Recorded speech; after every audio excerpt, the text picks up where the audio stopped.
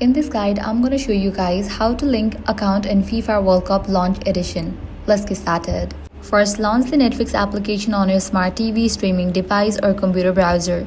Navigate to the Games tab and select FIFA World Cup Launch Edition. Once the game initializes, a custom QR code will appear on your TV or monitor. Open the camera or a QR scanner on your smartphone or a tablet and scan the screen. This will automatically redirect you to pair the device. If prompted on a phone, log in using the exact same email and password as your primary Netflix membership.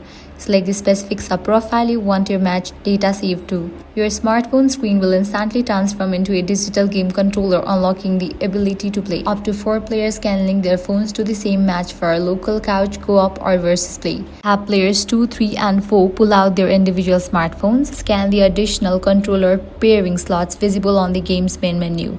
They can chime in as guests or link to separate sub-profiles on your household Netflix subscription. Following these steps, you are able to link account in FIFA World Cup Launch Edition. If this guide helped you out, do not forget to like, share and subscribe.